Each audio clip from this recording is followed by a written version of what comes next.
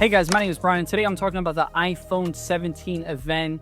Apple announced a few products. There's new updates to the iPhone lineup, of course. And then you have new updates to the AirPods Pro and the Apple Watch. I'm going to start with the AirPods. So AirPods has now AirPods 3, and supposedly it has 2x noise cancellation. It has IP57. It has a redesigned architecture for the driver, so it should sound a lot better, but that remains to be seen. We got to test all of these things. I'm not going to take Apple at their word, so I'm going to wait until it comes into my house. I get to test them every day and see and really put them through the paces and see what they're like, you know.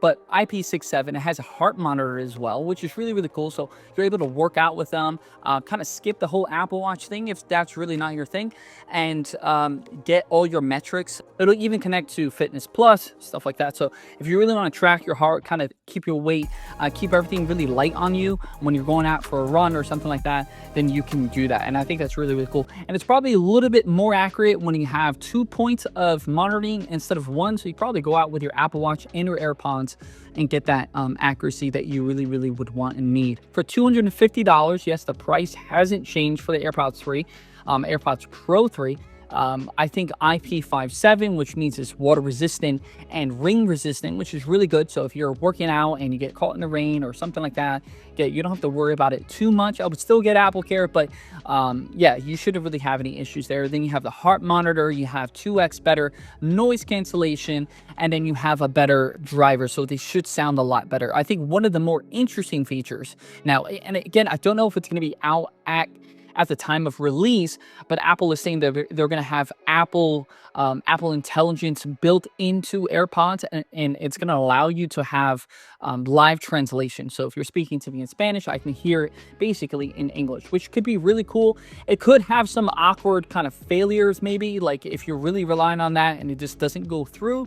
When you're looking at something like this, you want to make sure that it's going to be reliable. I wouldn't get it for this, just like the iPhone 16. A lot of people maybe got the iPhone 16 for Apple Intelligence. I wouldn't necessarily get AirPods Pro 3 for the live translation because it is based off of Apple Intelligence, and we just don't know if Apple is going to deliver. You also have Apple Watch Series 11. So Series 11 seems more of an internal upgrade.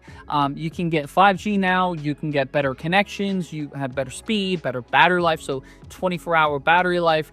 And then there's a couple of new like watch faces and stuff like that that integrate with the new, I believe, liquid glass design, some new colors, stuff like that, but nothing really substantial, nothing you have to write home about. If you have an Apple Watch Series 9 or 10, I think you're going to be fine. You're not going to see a huge difference between these.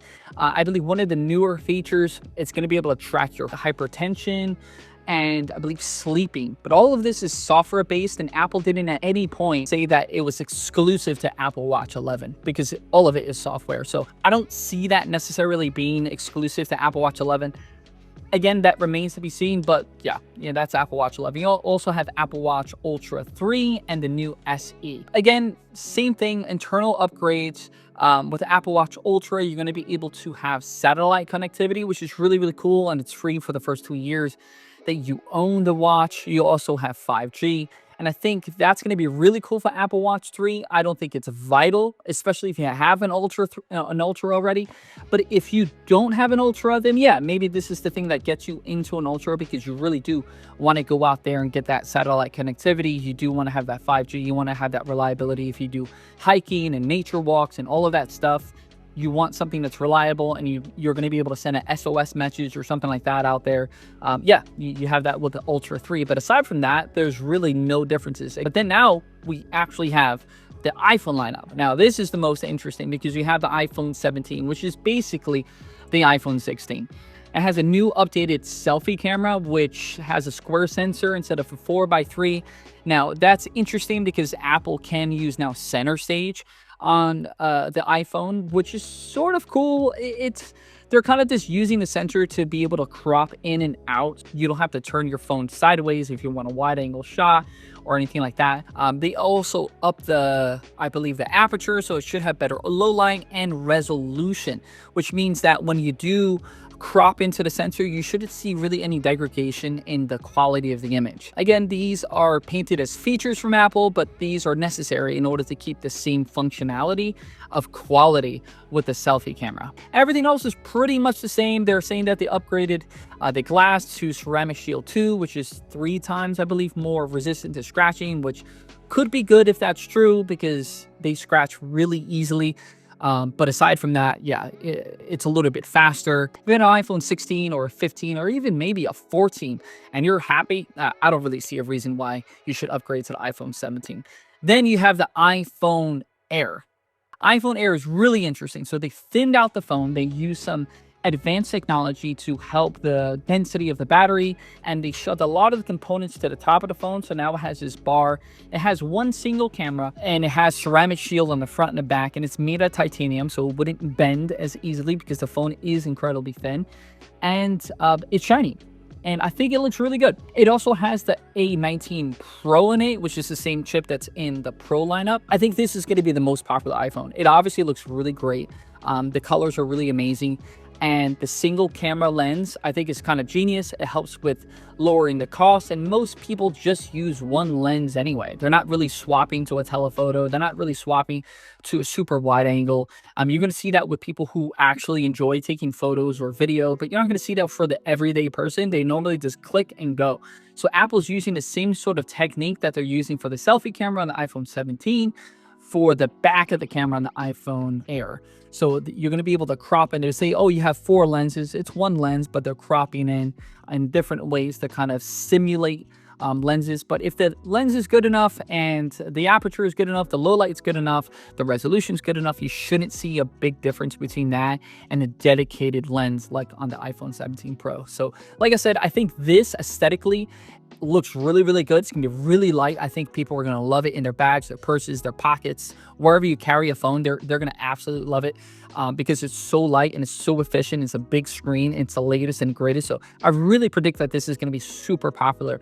And then last but certainly not least, you have the iPhone 17 Pro lineup. Now, the differences between the Max and the Pro are exactly the same except for battery and screen size. They are departing from titanium completely, and they're going for a unibody aluminum, sorry, I just watched the event, aluminum design. And I really thought off the top of my head, I was talking to my brother, that they're doing this for thermal reasons, right? Like when you have a solid piece of aluminum, you can pull the thermals through the entire body and help cool down the chip. And that's exactly what Apple said just a little bit later after I mentioned that to my brother, which is really cool. They also have a vapor chamber built into it, again, to pull heat away from the processor. So they're really trying to push the iPhone Pro. They're saying that it's as fast as a MacBook right now, which is great. But it was always almost as fast. The big problem was longevity. It couldn't sustain the speed.